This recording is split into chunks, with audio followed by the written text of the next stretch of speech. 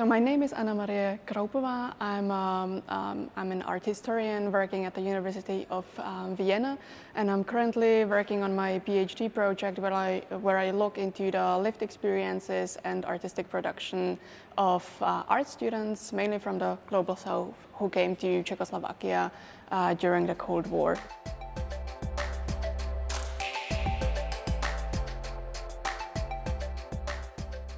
Let me maybe start with a little research reference because there was a small research project at the University of Vienna which looked into the backgrounds and motivations of people who go to galleries, who go to museums, and one of the main reasons was actually that you have been socialized to go to museums. So your parents or someone close to you went with you to museums, so you learned how to move in these spaces, what are the social rules, etc. So I think I myself could be a subject of this study because my parents very early on went with me to museums, to galleries, so I never thought about them as something inaccessible, something that I would feel uncomfortable about. When I was in Prague, where I grew up, I never really thought about visual arts or having a career in the cultural sector. I really wanted to be a journalist, a sports journalist, and it came about when I was 16 years old. I moved on my own to Austria, to Horn, to a very small city. So you would think there's no cultural offerings, there's nothing whatsoever.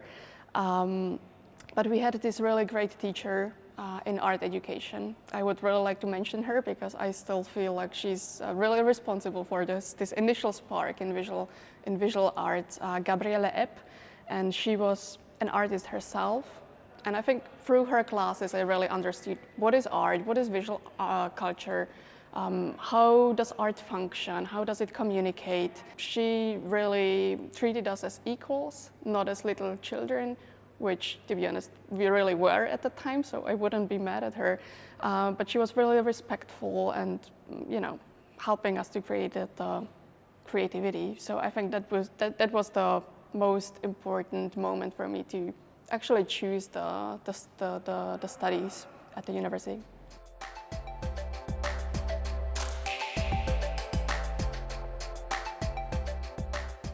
When I was 16, I went to a school in Prague, and it was quite normal that we would go abroad to learn a language. And my second language was German, but I was really bad at it, I have to be honest. And then I thought, should I go to Germany? Should I go to Austria? And there, my parents played a role. They were like, there's this common history, Austria and Hungary. It's the mentality is similar, and it's somehow closer. So I looked into schools that are in the border lands, in the lower Austria region, wrote them, went there. It was planned actually just to stay there for a year, but I just really enjoyed it. I really liked it, so I decided to stay there, graduate, and then pursue my university studies in Vienna.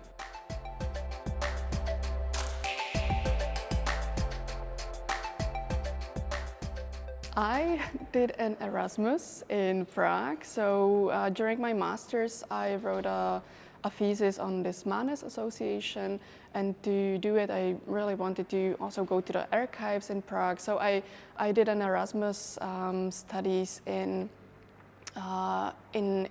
Prague for a year, and it was always very important to me to have it also in my research and to have this connection to my homeland somehow.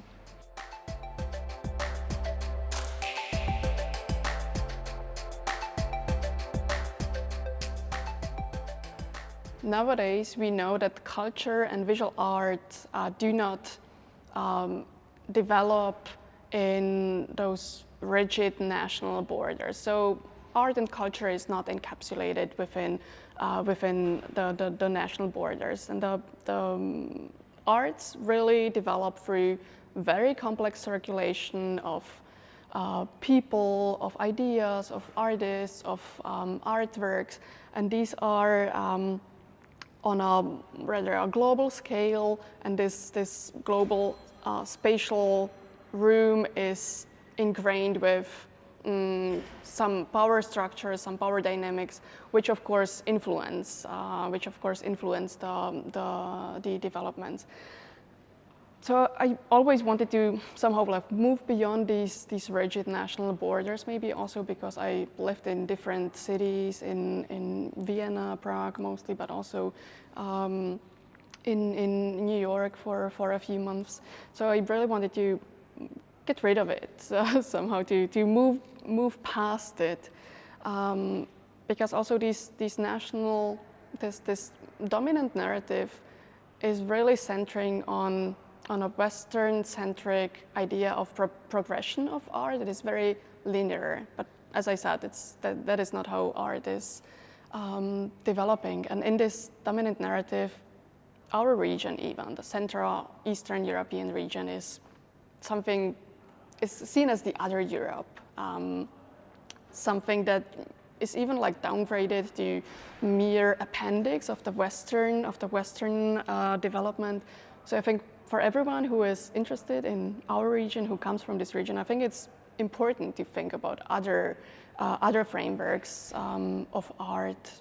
You know, Czechia, I think about the Austrian imperial rule, the nation building, the Soviet domination, and these are all very global perspectives, and that is why I think we should really think about it from the global perspective also.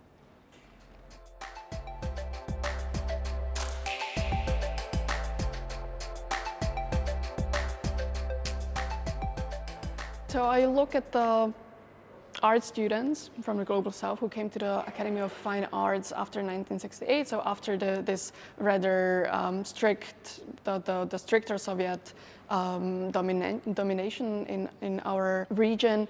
And despite these political restrictions, the state still welcomed a lot of students from Africa, Latin America, from Asia, and it created quite a diverse environment actually in these official cultural institutions.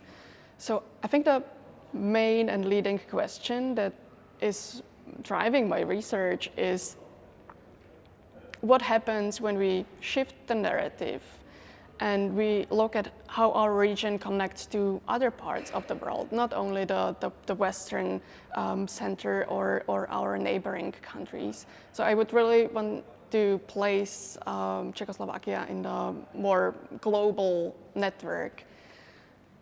And also the realization when I started reading on the socialist period and culture in Czechoslovakia was this moving along very rigid boundaries of official versus non-official, Western versus Eastern, state control versus abstract liberal art.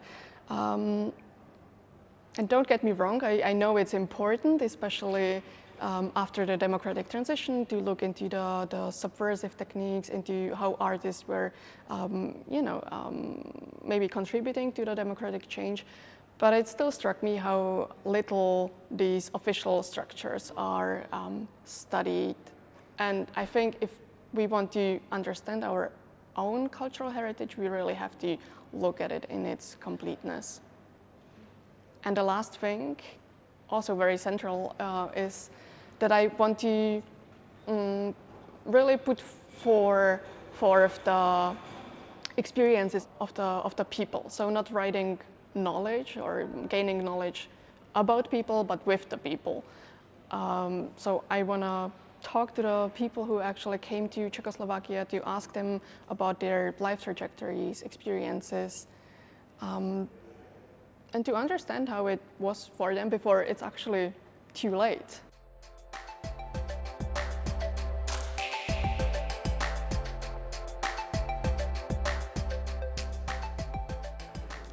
I love the question because there's a really strong connection that even I wasn't really aware of. Before going to Senegal for a conference that my chair at the University of Vienna organized, I looked into some connections where there are some art students, maybe some film students. I didn't really find a lot. And then I came there, and everyone in Senegal, in Dakar, in Saint Louis, they wear this hat that we know in Czechia as a zmijovka, the head with the zigzag form. I think it was traditional in our region for like butchers. And when I went there, everyone had this zmijovka, and I was like, how is this possible? How did it come to Senegal? And it's being seen as part of really the national heritage. And then I learned about the story that the anti-colonial leader Cabral, who went to Czechoslovakia because of the political connections, of course, he went to Czechoslovakia, he saw the hat, he really liked it, and he was photographed with it, and went to Senegal, to other countries. And people just, they started to like it. And in the beginning, it was more of a political symbol, but now it's just spread. The political symbol it's not as important anymore. I think now it's actually connected to some Muslim groups. So I think it's really interesting to think about circulation of materials again. Like, what does it mean in Czechia? How did it come to Senegal? Through what channels? And how is the meaning different?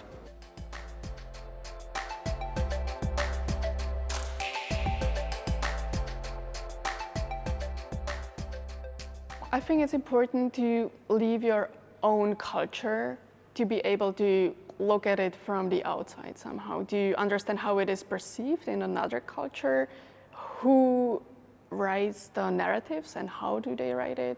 How is your culture maybe misunderstood or maybe not perceived at all? So I think that was something when I came to Vienna, that was something really common to think about. And in New York, I think everyone that's been to New York knows the diversity, the buzz there, the culture there is really active. And being in MoMA, I think what also like enriched me in a way is when we think about the collection and we have the collection and we think about how to exhibit it. We do not just think about what we have in the collection, but also what we do not have and why we do not have this. So always actually asking about the missing piece. And now in Vienna, I'm really happy to be in a space where it's a part of a transdisciplinary center. So we do not stick only to art history. We look into anthropology, social sciences, political sciences for inspiration. And the world's complex. It's getting more and more complex. It's actually always been complex, even though some politicians would want us to think that it's been otherwise. So I think the research has to reflect on that.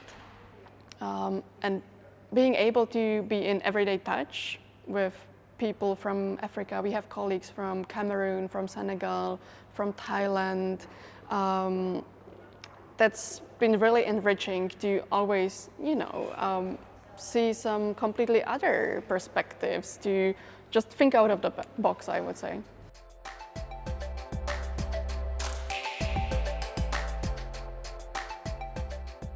I see myself with a PhD degree in my hands. Hopefully having even some more international experiences.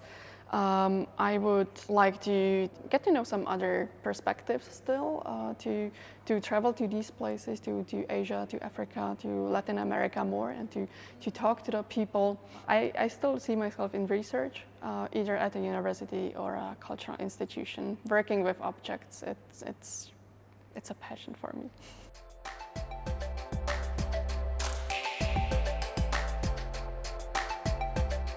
Well, it might be an unconventional thing to say for an academic, I think, but for me it was always, during the studies, to not just focus on the theoretical path, but also, gaining practical experiences, going to the institutions, getting some internships, look into international programs. The galleries, the museums abroad, they have internship opportunities. Apply for them. Look into these possibilities, because I think if you want to be a researcher or scholar, I think it makes your work also more rigorous if you understand how the institutions actually work, when you saw it yourself and not just the theoretical framework. So I think the connection between practical experiences and the theoretical frameworks are major, and also I think something that academia is looking for more and more.